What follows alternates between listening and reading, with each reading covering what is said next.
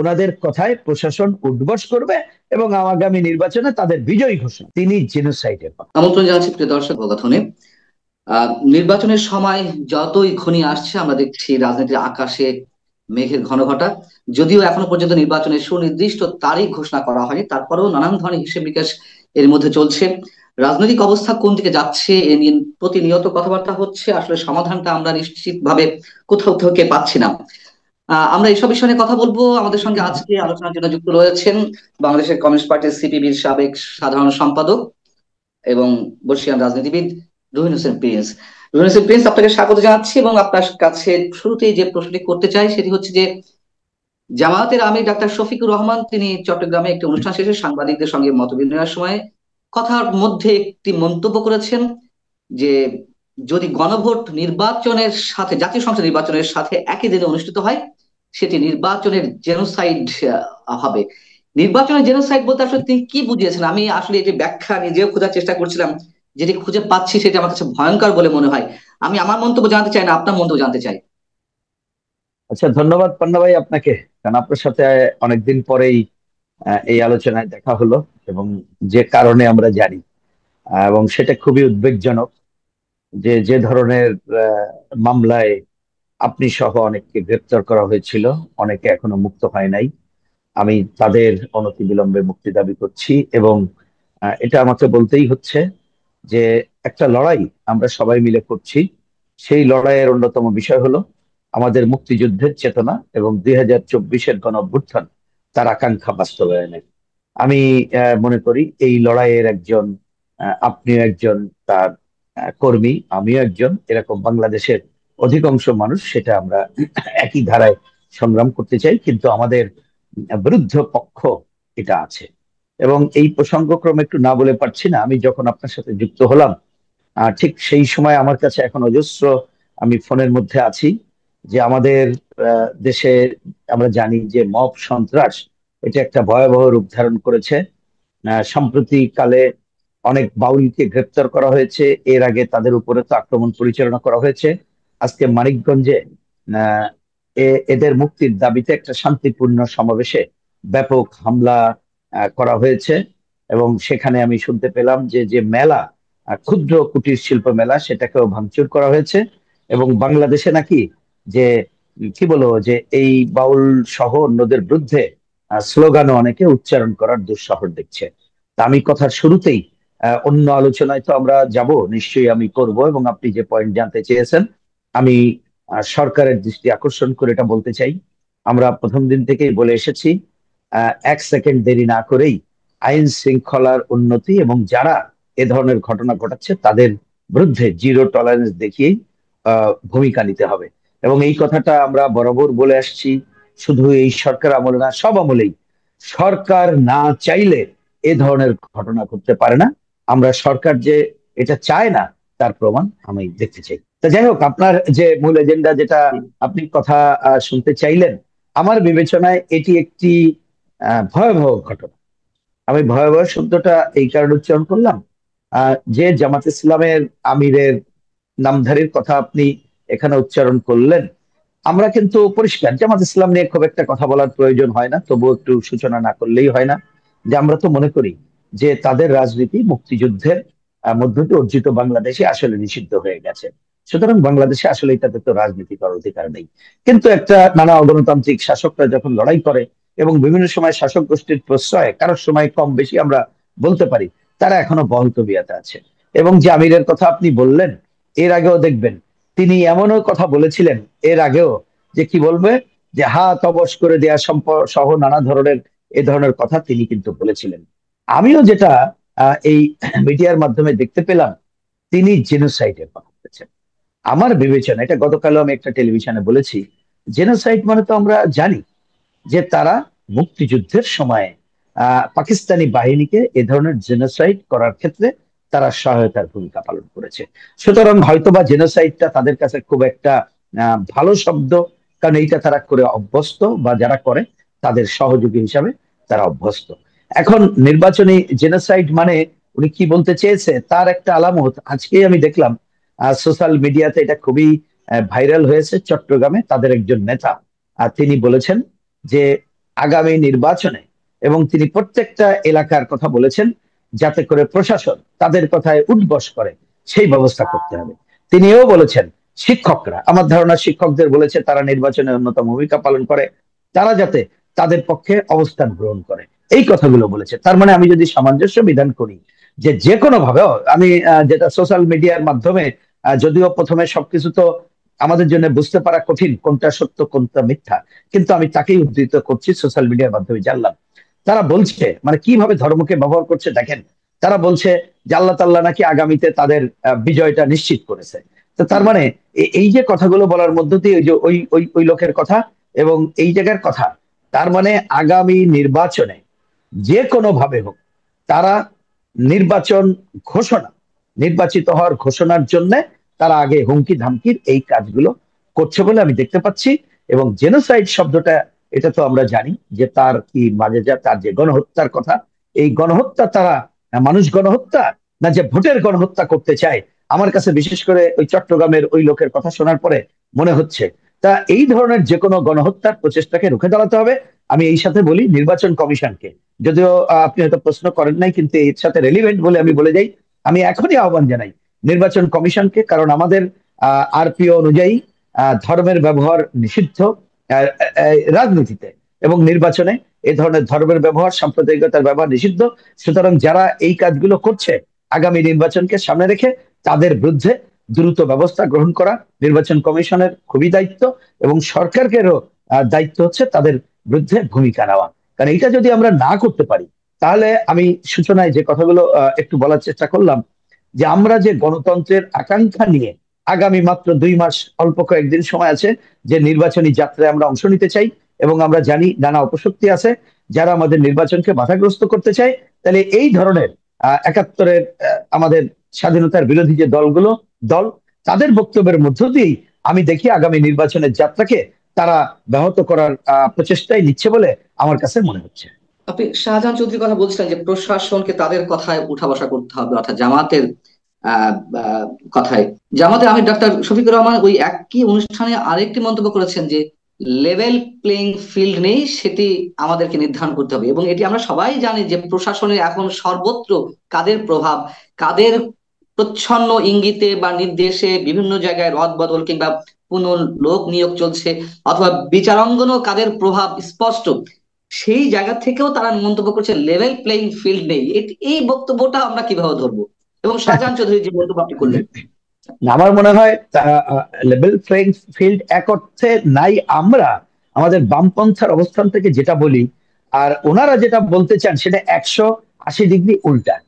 সেটা ওনারা কেমন লেভেল প্লেইং ফিল্ড চান, সেটা তো ওই যে আপনি শাহজাহান চৌধুরী, সম্ভবত চট্টগ্রামে, যার নাম আপনি বললেন, ওনার কথায় পরিষ্কার যে ওনারা কোন ধরনের লেভেল প্লেইং ফিল্ড চান। ওনারা লেভেল প্লেইং ফিল্ড মানে চান ওনাদের কথায় প্রশাসন উঠবস করবে এবং আগামী নির্বাচনে তাদের বিজয়ী ঘোষণা করবে, এটাই। তা সে ধরনের লেভেল প্লেইং ফিল্ড যদি তারা বলেন, তাহলে তো বাংলাদেশে সেটা আশা করে লাভ নেই, ওটা বোকার স্বর্গে বাস করছে।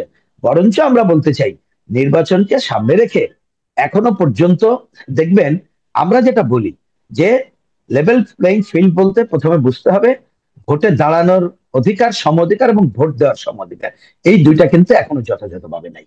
আমি এবারের নির্বাচনকে সামনে রেখে এর 100 ভাগ লেভেল প্লেইং ফিল্ড আশা করছি না। আরেকটা আমরা বহু আগেও থেকে বলে আসছি যে শ্রেণী বিভক্ত সমাজে, এটা আমরা আশা করছি না। এইবারে যতটুকু আমরা আশা করতে পেরেছিলাম, কিন্তু সরকার এখনো পর্যন্ত সে ভূমিকা নিতে পারেনি বলে সেটা করে নাই। বরঞ্চ এক্ষেত্রে এই যে এই ধরনের যে সাম্প্রদায়িক শক্তি এবং সরকারের পিয়ারের কিছু দল, তাদের জন্য কিছুটা কি বলবো যে উল্টা লেভেল প্লেইং ফিল্ডের আছে, কিন্তু সাধারণ মানুষের জন্য এখনো কোন পর্যন্ত লেভেল প্লেইং ফিল্ড নাই, এটা ঠিক। কিন্তু ওনারা যে লেভেল প্লেইং ফিল্ড বলতে চান, আমি ওটা খালি রিপিট করছি, সেটা হচ্ছে আমাদের থেকে 180 ডিগ্রি উল্টা, যে প্রশাসন এবং অন্য জায়গায় যারা আছে তারা তাদের কথায় চলবে। এবং যে কথা আপনি এ ব্যাপারে একটু সূচনা করলেন, সে ব্যাপারে আমি একটু ছোট মন্তব্যকারী বলি, এটা কিন্তু দেশের মানুষ জানে। এমনকি একজন উপদেষ্টা তিনিও বলেছেন যে তারা ক্ষমতার শুরুতেই তারা তাদের কাছে যে বিভিন্ন জায়গায় দিন দরবার করেছে এবং কথাগুলো শুনেছে। এবং এইটা এখন কোনো গোপন করার কিছু নাই যে প্রশাসনের অভ্যন্তরে বিভিন্ন জায়গায় এই ধরনের যারা এই কথা বলছে, যে তাদেরই ছায়া অনেক বেশি, এবং তারা এইখানে নানা ধরনের প্রভাব বিস্তার করে আরো বেশি প্রভাব বিস্তার করতে চায়। ইসলামী দলগুলো, নয়া দিগন্ত একটি শিরোনাম করেছে আজকের পত্রিকায় যে এবারে জাতীয় নির্বাচনকে সুযোগ হিসেবে দেখছে ইসলামী দলগুলো। মানে এখানে বলার চেষ্টা করা হচ্ছে তারা মনে করছে তাদের জনপ্রিয়তা বেড়েছে, আওয়ামী লীগ দেশ থেকে বিতাড়িত হওয়ার সময়, মানে পরের পর্বে তাদের ভাষায়, যে এখন তাদের জন্য মোক্ষম সুযোগ, তাদেরকে ঐক্যবদ্ধ হতে হবে। আমার একটু প্রশ্ন, যে এখানে যেভাবে ব্যাখ্যা করা হচ্ছে ইসলামী দলগুলো নিজেরা যা মনে করছে জনপ্রিয়তা বেড়েছে, আবার একটু আগে আমরা যে আলোচনাগুলো করলাম আমাদের অস্তিত্বের শেকড়, আমাদের হাজার বছরের সংস্কৃতির উপর আঘাত হচ্ছে বিভিন্ন পর্যায়ে, এই সব জায়গা মিলিয়ে আহ আসলে কি তাদের জন্য একটা উর্বর ক্ষেত্র তৈরি হয়েছে, না মানে এরা নিজেরাই অন্যভাবে কিছু করার চেষ্টা করছে, নাকি আসলে জনপ্রিয়তা বাড়ছে তাদের? আপনার কি মনে হয়? দেখুন, আমি আপনার কথার প্রথমে আমি কি বলে একটা নির্যাস উত্তর দেই। আমি এই মুহূর্তে যেটা বুঝি সেটাকে তারপরে ব্যাখ্যা করব, যদিও জি। নির্যাসটা শেষে বললে ভালো হতো। কিন্তু আমি প্রথমেই আমার কথা থেকে দিয়ে দিই বোঝার সুবিধার্থে, যেটার পক্ষে আমার যুক্তিগুলো আমি বলতে চাইবো। আমার বিবেচনায় যে প্রথম দিকে কেউ কেউ মনে করতে পারে কতকগুলো ভুল প্রচার, অপপ্রচার, তার কারণে যে হয়তোবা তাদের সামনে এইবার অল্প একটু সুযোগ এসেছে। কিন্তু ঠিক যে মুহূর্তে আমি কথা বলছি, এখন আমি দেখতে পাচ্ছি এই সুযোগগুলো একেবারেই নাই। এবার কেন এসেছে এবং কেন নাই তার ব্যাপারে আমার ছোট্ট বক্তব্যটা কি। বক্তব্যটা দেখেন, এটা তো সত্য যে এর আগে যারা ক্ষমতায় ছিল তাদের যে কর্তৃত্ববাদী স্বৈরাচারী আচরণ, এইটা করার জন্য তারা মুক্তিযুদ্ধকে ব্যবহার করে। সেই জন্য অনেক সময় মুক্তিযুদ্ধ সম্পর্কে ভুল ধারণা, অনেকে অপপ্রচারের জায়গা সুযোগ পেয়েছিল। সেটি একটি ব্যাপার। এই সুযোগটা তারা অনেকে নিয়েছিল, নিয়ে তারা একটা প্রচার করতে চেয়েছিল যে আমরা তো কোনোদিন ক্ষমতায় যাইনি, আপনারা অন্যদেরকে দেখেছেন, এইবার আমাদেরকে দেখেন। এবং তাদের অজস্র মেকানিজম আছে, অজস্র টাকা পয়সা আছে, এবং তারা আমাদের যে ধর্মীয় উপাসনালয়গুলো আছে সেক্ষেত্রে ব্যবহার করতে পারে। এবং দীর্ঘ অগণতান্ত্রিক শাসনে তারা ওই জায়গাগুলোকে ব্যবহার করেছে। এমনকি বিগত দিনে কর্তৃত্ববাদী স্বৈরাচারী সরকারের ছত্রছায়ায় তারা কাজ করেছে। বিশেষ করে তাদের ছাত্র সংগঠনের ছত্রছায়ায় তারা তাদের কাজ করেছে গুপ্ত বাহিনী হিসাবে। এই সমস্ত করে তারা নিয়ে আসছিল। কিন্তু দিন যত যাচ্ছে মানুষের কাছে আজকে কিন্তু পরিষ্কার হয়ে গেছে যে মুক্তিযুদ্ধের সময় এরা ধর্মকে ব্যবহার করে যে ধরনের অপকর্মগুলো করেছে, সুযোগ পেলে তারা সেই কাজগুলো করবে। এবং তারা ওই যে একটা মিথ ছড়ানোর চেষ্টা করেছে যে আপনারা অন্যান্য দলকে দেখেছেন, এদেরকে তো দেখেননি। কিন্তু মানুষ কিন্তু প্রথমে অনেকে তরুণ প্রজন্ম অনেকে না জানলে এখন তারা বুঝেছে যে এটা ঠিক কথা না। কারণ মুক্তিযুদ্ধের সময় পাকিস্তানিদের সাথে তারা তো মন্ত্রিসভায় ছিল, এবং তারা মন্ত্রিসভায় থেকে কি অপকর্মগুলো করেছে এটা কিন্তু সবাই এখনকার প্রজন্ম সেটা জানতে পারছে। পরবর্তীতে বিএনপির সময় তারা যে মন্ত্রিসভায় গেল এবং তারা যে মন্ত্রিত্ব করেছিল, সেই মন্ত্রিত্বর অধীনেই কিন্তু আমাদের আদমজি জুট মিল বন্ধ করা হয়েছিল। তাদের অধীনেই 10 ট্রাক অস্ত্র সহ বিভিন্ন অপকর্মের সে কথাগুলো আমরা জানি। সুতরাং এই জিনিসগুলো যখন ওপেন হচ্ছে, তাহলে অতীতের ভূমিকা এটা কিন্তু আর গোপন থাকছে না। বিশ্ববিদ্যালয়গুলোতে যখন তারা আসলে 80-র দশকের শুরুতে সুযোগ পেয়ে কিভাবে রক্তটার রাজনীতি, কিভাবে প্রগতিশীল ছাত্র সংগঠনগুলো, শুধু না বিএনপির ছাত্র দল সহ অন্যদের উপরে ছাত্র ইউনিয়ন, ছাত্র মৈত্রী তো বটেই, জাসদ ছাত্রলীগ তো বটেই, তাদের নেতাকর্মীদের কিভাবে হত্যাযজ্ঞ চালালো, কিভাবে রক্ষাটা বাহিনী করলো। এবং এখনো তারা হয়তো একটা বিষয় নিয়ে যে ভোট নিয়ে বিতর্ক আছে তাতে জেতার পরে একটা জায়গার ভিপি সে কিভাবে হকি স্টিক নিয়ে রাজপথে এসে আজকে তথাকথিত আইন শৃঙ্খলা পরিস্থিতি রক্ষার ভূমিকা পালন করতে চাইছে, কিভাবে আমাদের নারীদের উপরে আক্রমণ পরিচালনা করছে, কিভাবে প্রগতিশীল কাজকর্মের গুলো আক্রমণ পরিচালনা করছে। এবং আমাদের হাজার বছরের যে সংস্কৃতি, যেটা আমাদের আবহমান সংস্কৃতির অংশ, এবং এখানে আমরা যে একসাথেই বসবাস করার যে অসাম্প্রদায়িক চেতনা, সেটাকে ধ্বংস করতে চাইছে। এটা কিন্তু তরুণ প্রজন্ম সহ সচেতন মানুষ পরিষ্কার করে বুঝে উঠেছে, বুঝতে পারছে বলেই আমি মনে করি যে প্রথম দিকে তারা হয়তোবা যতটুকু বিবেচনা করছে, তারা কিন্তু এখন দেখছে যে তাদের পায়ের তলায় মাটি নাই। এবং দেখবেন আন্দোলনকারী গণতান্ত্রিক শক্তির অধিকাংশই আজকে এই ধরনের, যারা রাজনীতিতে ধর্মকে ব্যবহার করে, সাম্প্রদায়িকতাকে ব্যবহার করে, মানবতার দুশ্মন হিসাবে যারা নিজেদেরকে অতীতে প্রমাণ করেছে এবং এখনো করতে যাচ্ছে, তাদের বিরুদ্ধেই কিন্তু আজকে এক ধরনের ঐক্য হয়ে গেছে রাজনৈতিক অঙ্গনেও। সুতরাং তারা যেভাবে ভাবছে আহ, সে ধরনের কোনো সুযোগ বাংলাদেশে আছে বলে আমি দেখতে পাচ্ছি না। যদি বাংলাদেশে একটা অবাধ নিরপেক্ষ নির্বাচন অনুষ্ঠিত হয় তাহলে নাই। কিন্তু ওরা কি চুপচাপ বসে থাকবে? মোটেই না। তারা তখন নানা ধরনের অপকর্মের সুযোগ চাইবে, নানা ধরনের ম্যানিপুলেশন করার সুযোগ চাইবে। সুযোগ নিয়েই তারা অন্ততপক্ষে ক্ষমতার কতটুকু কাছাকাছি আসা যায় হুম, এবার সেই প্রচেষ্টা গ্রহণ করবে। আমার মনে হয় যে যারা আমরা মুক্তিযুদ্ধকে অন করি, যে যেখানে থাকি না কেন, আমাদের মধ্যে যতই পার্থক্য থাকুক না কেন, এমনকি ধরুন বিএনপি, তারা তো নিজেদেরকে মুক্তিযুদ্ধ বিরোধী বলে না। সুতরাং এই সব শক্তি সহ অন্ততপক্ষে এ ধরনের সাম্প্রদায়িক শক্তির বিরুদ্ধে আমাদের যার যার অবস্থান থেকেও আমাদের কণ্ঠকে আরো বেশি সোচ্চার করা সময়ের দাবি বলেই আমার কাছে মনে হয়। এই জায়গা থেকেই একটু মোটাটাকে প্রশ্ন করে আমরা প্রায় শেষ পর্যায়ে। আহ, আহ, যে প্রশ্ন করতে চাই, যেহেতু জামাত কিংবা এনসিপি, তাদেরকে নিয়ে অনেকে মন্তব্য করছেন আপনারা, বা আরো অনেকে বলছেন যে তারা এই সরকারের সময়সীমাকে যতটা প্রলম্বিত করতে চায় এবং সেই জায়গা থেকে নির্বাচনটাকে লেন্দি করতে চায়, বিকজ তার বিহাইন্ড দ্য স্ক্রিন তারাই গভর্নমেন্ট চালাচ্ছে, তারাই ক্ষমতার স্বাদ ভোগ করছে, এই একটি শক্তি। আর একটি শক্তি হচ্ছে আওয়ামী লীগ মোটামুটি ঘোষণা দিয়ে দিয়েছে যে আওয়ামী লীগকে ছাড়া যদি কোনো নির্বাচন হয় তারা প্রতিহত করবে, এটা সজীব ওয়াজেদ জয় বলে দিয়েছেন। এখন বিষয় হচ্ছে যে আসলে নির্বাচন যদি না হয়, সেক্ষেত্রে কারা আসলে এই নির্বাচনের মানে যে আয়োজনটাকে সেটা একেবারে পিছু টান দিতে চাই, মানে কারা এগিয়ে, মানে আমি একটু সরল সমীকরণ জায়গায় যেতে চাই, আওয়ামী লীগ নাকি এই যে এই শক্তিটা জামায়াত এবং এনসিপি? না, আমি আমার আপনার এই বিষয়ে আলোচনায় একটু 1-2 মিনিট আমি একটু সময় নিই, জি জি কিন্তু এটা আমি আগে নির্যাসটা বলে নিয়ে পরে ব্যাখ্যায় যাই। আমি একটু উল্টা ভাবেই আজকে কথা বলার জি চেষ্টা জি, ঠিক করছি। আছে। আমার বিবেচনায়, দেখুন, আমরা একটা শব্দ বলি অপশক্তি। সেই অপশক্তি কারা? আমি তাদের অনেক ব্যাখ্যা দিতে পারি, কিন্তু দুইটা ব্যাখ্যা দিই। একটা হচ্ছে যারা গণতন্ত্রকে চায় না, আর একটা হচ্ছে যারা আমাদের দেশের উপরে আধিপত্য বিস্তার করে নিজের স্বার্থ উদ্ধার করতে চায়। তা সেই শক্তিটা আমি এখন দেখতে পাই, যেমন ধরুন যারা কর্তৃত্ববাদী স্বৈরাচারী শক্তি ছিল, যারা এখান থেকে এখন নাই, তা তারা তো নানাভাবে বাধাগ্রস্ত করতে চাইবে, এটা তো স্বাভাবিক। কিন্তু আমি তাদের বিষয়টাকে এখন এত গুরুত্বের সাথে দেখতে চাই না, কারণ সে বাস্তবতাই নাই। তাহলে অন্য কারা, যারা দেখতে পাচ্ছে যদি আমরা গণতন্ত্রের পথে হাঁটি, তাহলে আমাদের এই যে যে অপকর্ম করার, গণতন্ত্রহীনতা করার, বা আমাদের কতগুলো এজেন্ডা বাস্তবায়নের সুযোগ আমাদের থাকবে না। এরা দেশের মধ্যেও শক্তি, এই অপশক্তি আছে, দেশের বাইরেও অপশক্তি আছে। তা আমি দেশের মধ্যে দেখি যারা মুক্তিযুদ্ধ বিরোধী, সেই শক্তিকেই আমরা দেখি। আর বিদেশে দেখি সাম্রাজ্যবাদী আধিপত্যবাদী শক্তি, যারা মনে করবে যে একটা অগণতান্ত্রিক অনির্বাচিত সরকার থাকলে তাদের এজেন্ডা, যেমন ধরেন বন্দর থেকে শুরু করে আরো অনেক এই অঞ্চলে প্রভাব বিস্তার করা অনেক কিছু তারা বাস্তবায়ন করতে পারবে। তারাই একমাত্র চাইবে না যে আমরা গণতন্ত্রের পথে হাঁটার জন্য যথাসময়, আমি যথাসময় বলতে আমি বলছি ফেব্রুয়ারির প্রথম সপ্তাহে, যাতে একটা অবাধ, গ্রহণযোগ্য, যতটুকু সম্ভব, আমি যতটুকু সম্ভব বুঝে উচ্চারণ করলাম, নির্বাচন করা সম্ভব হয়, সেটাকেই তারা বাধাগ্রস্ত করতে চাইবে। তাহলে আমি শেষ কথা হচ্ছে যে এইটা আমার মনে হয় আমরা যে সময় কথা বলছি, এই সময় আমাদের আসলে এত মূল্যায়ন করার সময় নেই।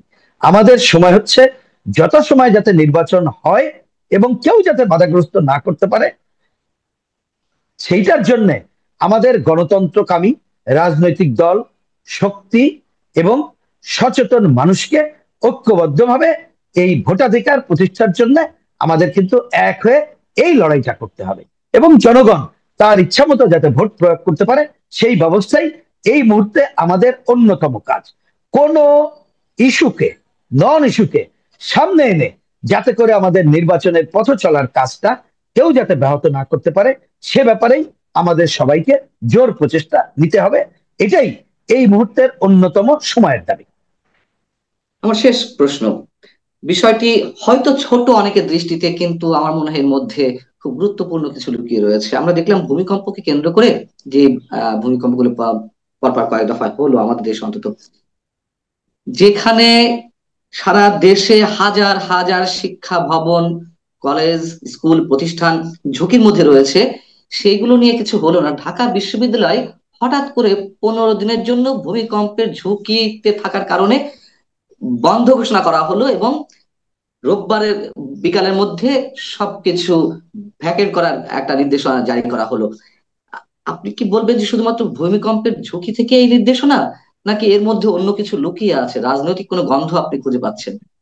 না, আমি যদি খুব খোলা মনে এই কথাটা আপনাকে বলি, গত রাত্রে যখন আমি শুনলাম আমি জিনিসটাকে ব্যক্তিগতভাবে খুব, মানে কি বলবো, যে খুব একটা ইনোসেন্টলি নেওয়া যেটাকে বলে, আমার হুম কাছে হুম সেরকম মনে হয়। আমি এইটুক বলতে পারি।